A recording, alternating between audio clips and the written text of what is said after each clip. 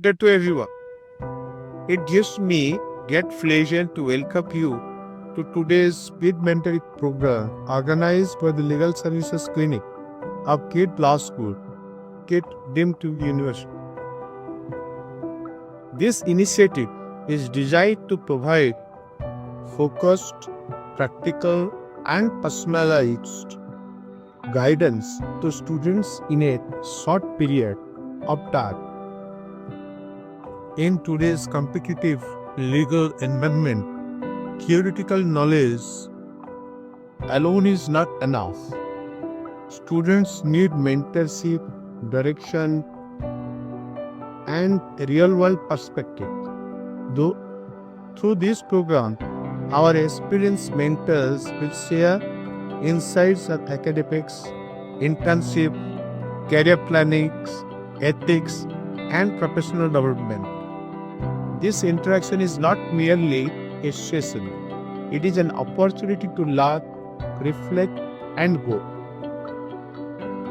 I encourage every participant to make full use of this platform, ask meaningful questions, and approach this experience with sincerity. I thank our mentors and organizing team for their valuable contribution.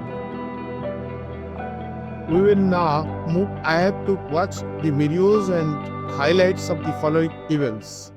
ଆମେ ଜାଣିବାକି ଗୃହ ହିଂସା କଣ କରାଯାଏ ଆମେ କହିବାକି ଏଇଟା ଗୃହ ହିଂସା ହଉଛି ଖାଲି ମାର ମାରିବା ନୁହଁ ଯଦି କେହି ଗାଳି ଦଉଛି ଅପମାନ କରୁଛି ମହିଳାକୁ ବା ଧମକଉଛି ଭୟ ଦେଖଉଛି ଘରରୁ ବାହାର କରିଦଉଛି ଏହି ସବୁ ଗୃହ ହିଂସା ଭିତରେ ଆସିବ ଯଦି କେହି ପୁରୁଷ ବା ତାଙ୍କ ପରିବାର ଲୋକ ସଂଜ୍ଞା ଦେଉନାହାନ୍ତି ବା ଶାରୀରିକ ମାନସିକ ବା ଆର୍ଥିକ କେହି ଯାତନା ଦେଉଛି ମହିଳାକୁ ହେଲେ ଏ ସବୁ ଗୃହ ହିଂସା ଭିତରେ ଆସିବ।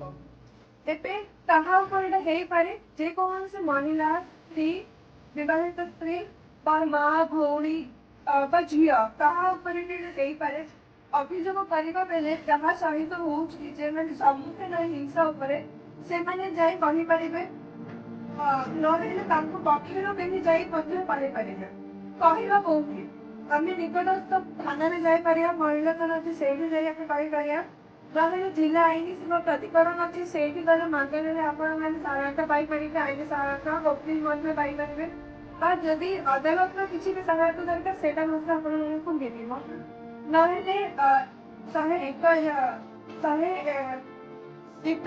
ଏଇ ଯେ ନମ୍ବର ଅଛି ସେଇ ନମ୍ବରରେ ଅଥବା ସାକ୍ଷୀ ହେଲ୍ପଲାଇନ୍ ନମ୍ବର ଯେଟା ଅଛି 181 ସେଥିରେ ମଧ୍ୟ ଆପଣମାନେ କଲ୍ କରିପାରିବେ ଯୋଗାଯୋଗ କରିଲେ ସେମାନେ ମଧ୍ୟ ଆପଣମାନଙ୍କୁ ସହାୟତା କରିବେ ଆମର କଣ ଏଇଥିରେ ହେବା ଦରକାର ନୁହଁ ଆମେ ଦେଖୁଛୁ କି ଯଦି କୋଉ ଘରେ ବି ଏଇଟା ହଉଛି ତ ସେଇଟା ଗୋଟେ ଘରର ଖାଲି ସମସ୍ୟା ନୁହଁ ସେଇଟା ଗୋଟେ ସମାଜର ସମସ୍ୟା ତ ତାହା ଆପଣ ଚୁପ୍ ରହିବା ଦରକାର ନାହିଁ କିଏ ବି ଯାଇ ଏଇଟା ଅଭିଯୋଗ କରିପାରି ସେ ମହିଳାକୁ ମୁକ୍ତି ଦେଇପାରିବେ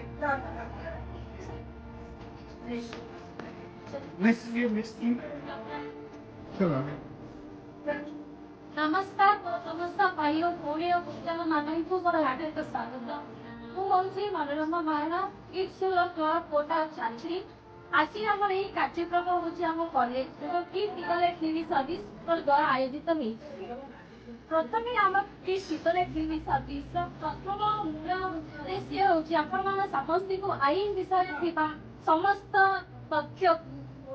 ତଥ୍ୟକୁ କେମିତି ସରଳ ଭାଷାରେ ଆପଣଙ୍କୁ ବୁଝାଇ ଦିଆଯିବ ଏବଂ ଯଦି ଆପଣ ଭବିଷ୍ୟତରେ କିଛି ବି ଆଇନର ସେବା ନେବାକୁ ଚାହୁଁଛନ୍ତି କିମ୍ବା ଆଇନର ଲୋଡ଼ା ନେବାକୁ ଚାହୁଁଛନ୍ତି ତ କିପରି ନେବେ ଆଜି ଏ ମଞ୍ଚ ମାଧ୍ୟମରେ ଆପଣଙ୍କୁ ଜଣାଇ ଦିଆଯିବ ତ ପ୍ରଥମେ ଆଜି ମୁଁ ଆପଣଙ୍କ ନିକଟରେ ନିଆଛି ଯେ ଗୋଟେ ବିଶେଷ ବିଷୟରେ ଆପଣଙ୍କ ସହିତ ସମାଲୋଚନା କରିବା ପାଇଁ ସେ ହେଉଛି ଯୌନ ନିର୍ଯାତନା ଏବଂ ଯୌନ ହିଂସା ପ୍ରଥମେ ଆମେ ଯୌନ ନିର୍ଯାତନା କହିଲେ ଆମେ କ'ଣ ବୁଝିଥାଉ ଯେତେବେଳେ ଗୋଟେ ମହିଳା ଏବଂ ଝିଅକୁ ତା ଇଚ୍ଛା ବିରୁଦ୍ଧରେ ତାକୁ ସ୍ପର୍ଶ କରିବା ଏବଂ ତାକୁ ଅଭଦ୍ର ଭାଷାରେ ଗାଳି କରିବା ଏବଂ ଅସାଧ୍ୟ ଦୃଷ୍ଟିରେ ତାକୁ ଦେଖିବା ବାରମ୍ବାର ତାକୁ ଅତ୍ୟାଚାର କରିବା ତାହେଲେ ଏହା ନାରୀ ସାଥୀ ଭାବେ ଗୁରୁତ୍ୱପୂର୍ଣ୍ଣ ଅପରାଧ ବୋଲି ମନାଯାଇଥାଏ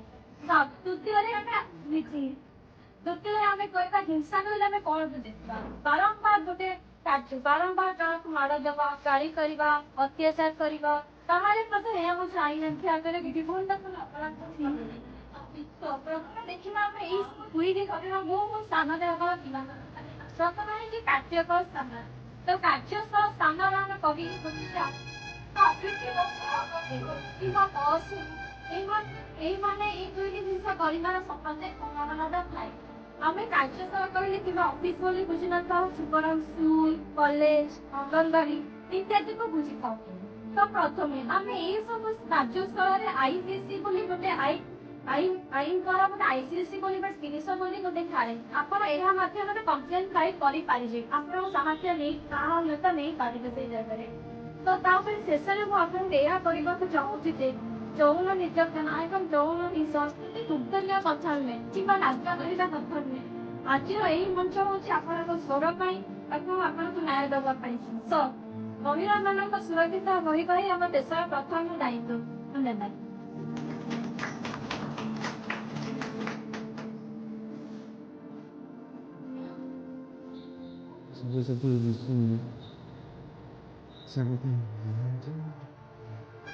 ସମସ୍ତଙ୍କୁ ନମସ୍କାର। ତେବେ ଆପଣମାନେ ପୂର୍ବରୁ ଜାଣିଲେ ଯେ ଆପଣମାନେ କିପରି ମହିଳାମାନେ ସୁରକ୍ଷିତ ଭାବରେ ରହିପାରିବେ। ସରକାରଙ୍କର କ'ଣ ସବୁ ଯୋଜନା ଅଛି ଆପଣ ପ୍ୟାମ୍ପଲେଟ୍ ମଧ୍ୟ ତ ମୁଁ କ'ଣ କହିବି ଆପଣଙ୍କୁ ପଞ୍ଚାୟତ ରାଜି କ'ଣ ଆମେ ଚାହୁଁଥିଲେ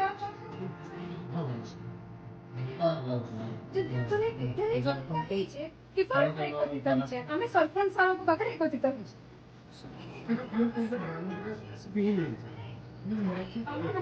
ଅସୁବିଧା ଗୁଡ଼ିକ ଅଛି ଆମେ ଜଣେଇ ପାରିବା ଏବଂ ଯେପରି କିଛି ବି ଅସୁବିଧା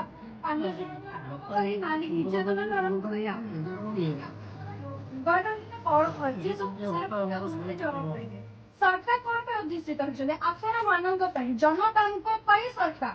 ତ ସେଥିପାଇଁ କିପରି ଭାବରେ ଆଇନକୁ ଆମେ ଆପଣଙ୍କ ପାଖରେ ପହଞ୍ଚାଇ ପାରିବୁ ତାହା ହେଉଛି ଆମମାନଙ୍କର ଉଦ୍ଦେଶ୍ୟ। ଆଇନ କେବଳ ପୁସ୍ତକରେ ରହିବା ପାଇଁ ନୁହେଁ, ଆଇନର ମୂଳ ଉଦ୍ଦେଶ୍ୟ ହେଉଛି କିପରି ଭାବରେ ପ୍ରତ୍ୟେକ ଘରେ, ପ୍ରତ୍ୟେକ ଲୋକଙ୍କ ପାଖରେ ପହଞ୍ଚି ପାରିବ। ତେବେ ଆମେ ଗୋଟେ ଭାରତର ନାଗରିକ ହେବା ହେତୁ ଆମ ପାଖରେ ପ୍ରଥମ କର୍ତ୍ତବ୍ୟ ହେଉଛି କି ଯେ ଆମେ ଯଦି ଅସୁବିଧାର ସମ୍ମୁଖୀନ କଲେ ଆମକୁ ସ୍ୱର ଦିଆହେଇଛି, ଆମେ ସମସ୍ତଙ୍କ ପାଖରେ କହିବା ଆମର ଏଇ ଅସୁବିଧାଟି ହୋଇଛି, ଆମେ ଜଣାଇବା କି ଆମକୁ ଏଠାରେ ଆମକୁ ଏଇ ସବୁ ଅସୁବିଧାର ଆମେ ସମ୍ମୁଖୀନ ହେଲେ ଏଠାରେ ଆମେ ଏଇ ବ୍ୟକ୍ତି ଏ ବିଷୟରେ କହିଲେ ଆମକୁ ଏଇ ଆମକୁ ସ୍ୱାଧୀନତା ମିଳିଲାନି, ଆମେ ଏହା କହିପାରିଲୁନି, ଏସବୁ ବିଷୟରେ ଆମେ ଜଣାଇବା ଉଚିତ। ଏହା ଆମର ଅଧିକାର ଅଟେ, ଏହା ଆମର ମୌଳିକ ଅଧିକାର ଯାହା ଆମକୁ ସମ୍ବିଧାନ ଦେଇଛି। ସେଇ ଅଧିକାର ଆମେ ସବୁ ପ୍ରତ୍ୟେକ ମୁହୂର୍ତ୍ତରେ ଜାଣିବା ଏବଂ ଏହାକୁ ସୁରକ୍ଷା ଦେବା। ସୁରକ୍ଷା କିପରି ଦେବା କି ହଁ ଆମ ଘରେ ଆମେ ମାଡ଼ ଖାଇଲେ ତଳେ ଯାଇ ବସିବା ଚୁପଚାପ, ତାହେଲେ କ'ଣ ଆମେ ସୁରକ୍ଷିତ ସେ ଜାଗାରେ ନୁହଁ ନା? ତ କ'ଣ କରିବା ଆମେ ଜଣାଇବା ଆମ ଅସୁବିଧାଟି କ'ଣ। ସେଥିପାଇଁ ଆମ ପାଖରେ ଆମର ଅଫିସ ମେମ୍ବର୍ସ ଅଛନ୍ତି, ତ ପାରାଲିଗାଲ ଭଲ୍ୟୁଣ୍ଟିୟର୍ସ ଅଛନ୍ତି, ଆମେ ସେମାନଙ୍କୁ ଜଣାଇ ପାରିବା। ତ ବର୍ତ୍ତମାନ ସମୟରେ ଆପଣମାନଙ୍କୁ ମଧ୍ୟ କିଛି ବି ଅସୁବିଧା ହେଉଛି, ଆମ ଭାଇ ଭଉଣୀମାନେ ସମସ୍ତେ ଅଛନ୍ତି, ଆପଣ ଜଣାଇ ପାରିବେ କିଛି ବି ଅସୁବିଧା ହେଉଛି। ଏବଂ ସର୍ବଦା ନିଶ୍ଚିତ ଭାବରେ ମନେ ରଖନ୍ତୁ କି ଯେଉଁ ସମୟ ମଧ୍ୟ ଆପଣଙ୍କ ଅସୁବିଧା ବିଷୟରେ କେହି ବି ପଚାରୁଛି, କିଛି ବି ଆପଣ ଭାବିବା ଦରକାର ନାହିଁ। ନିଜ ଅସୁବିଧାଟିକୁ ଆଣି ଉପସ୍ଥାପନ କରିବେ। ଆପଣ ଉପସ୍ଥାପନ କଲେ ଆପଣଙ୍କ ଅସୁବିଧାଟିକୁ ସେଥିରୁ ହିଁ ଆପଣଙ୍କୁ ଏହା କିପରି ଭାବରେ ଆମେ ଏହି ସମାଧାନ କରିପାରିବା ସମସ୍ୟାର ତାହା ଏକ ଉପାୟ ବାହାର କରିପାରିବା। ଏଠାରେ ସାର୍ ମାନେ ବି ଅଛନ୍ତି, ମ୍ୟାଡାମ ମାନେ ବି ଅଛନ୍ତି, ସରପଞ୍ଚ ସାର୍ ବି ବସିଛନ୍ତି ଆପଣଙ୍କ ପାଖରେ, ସେମାନେ ଆପଣଙ୍କ ଅସୁବିଧାଟିକୁ ବୁଝିବେ ଏବଂ ଏହାକୁ ନେଇ ଆମର ଜିଲ୍ଲା ପରିଷଦ ଅଛି ସେଠାରେ ପହଞ୍ଚାଇ ପାରିବେ ଆପଣଙ୍କ ଅସୁବିଧା। ଏବଂ ଏସବୁ ପରେ ଆପଣମାନେ ଯଦି ଚୁପ ହୋଇ ରହିବେ ତାହେଲେ ଏହା ଆମର ହିଁ କ୍ଷତି। ତ ପ୍ରଥମେ ଆମର ପ୍ରଥମ କାର୍ଯ୍ୟ ହେଉଛି ସବୁବେଳେ ଆମେ ନିଜର ଅଧିକାରଟିକୁ ଜାଣିବା ଏବଂ ଅନ୍ୟ ଜଣଙ୍କର ଅଧିକାରଟିକୁ ମଧ୍ୟ ସୁରକ୍ଷିତ ଭାବରେ ରଖିବା। ତେବେ ଗୋଟିଏ ସୁଦୃଢ଼ ନାଗରିକ ମାନଙ୍କର କର୍ତ୍ତବ୍ୟ ସେବେ ଯାଇ ସାକାର ହେଇପାରିବ। ଧନ୍ୟବାଦ।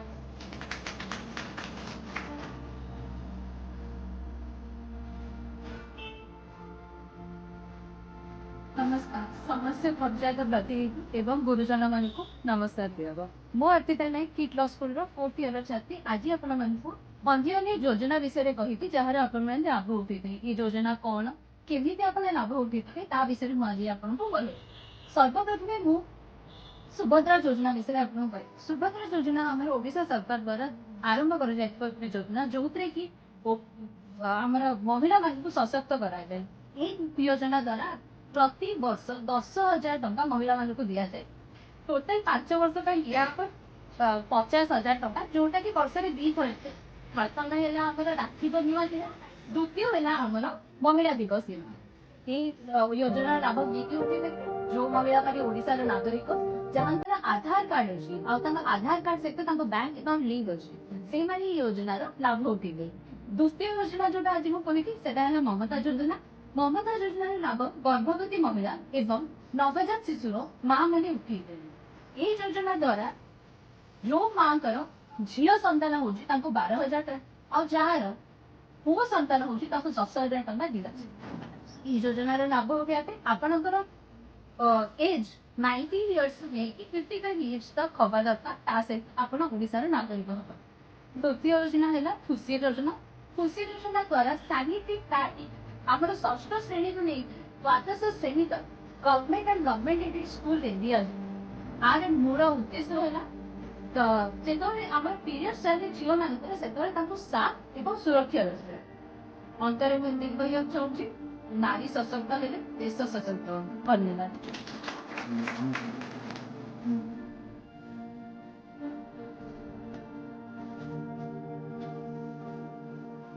ଆପଣମାନଙ୍କୁ ବହୁତ ନମସ୍କାର। ପ୍ରଥମେ ଆମେ ଜାଣିବା LSC ଆଉ LSC ବିଷୟରେ। ତ LSC ହେଉଛି ଲିଗାଲ ସର୍ଭିସେସ୍ ଅଥରିଟି ଆଉ LSC ହେଉଛି ଲିଗାଲ ଏଡ୍ ଫିଲ୍ଡ। ତ ଯଦି ଆପଣମାନେ କେବେ ସାଧାରଣ ବ୍ୟକ୍ତି ଆପଣ ଯଦି କିଛି ଆଇନ ରିଲେଟେଡ୍ କିଛି ଇଏରେ ଯଦି ଆପଣ ଫସି ଯାଇଛନ୍ତି, ସର୍ବପ୍ରଥମେ ଆପଣମାନେ ଆପଣଙ୍କର ନିକଟସ୍ଥ ଲିଗାଲ ସର୍ଭିସ କ୍ଲିନିକକୁ ଯିବେ। ସେଇଠି ଆପଣଙ୍କୁ ଲିଗାଲ ସର୍ଭିସେସ୍ ଅଥରିଟି ଏଇଠିକିନା ଆପଣମାନଙ୍କୁ ସହାୟତା କରିବେ। ତାପରେ ଆମେ ଜାଣିବା ଓମେନ୍ କମିଶନ ବିଷୟରେ।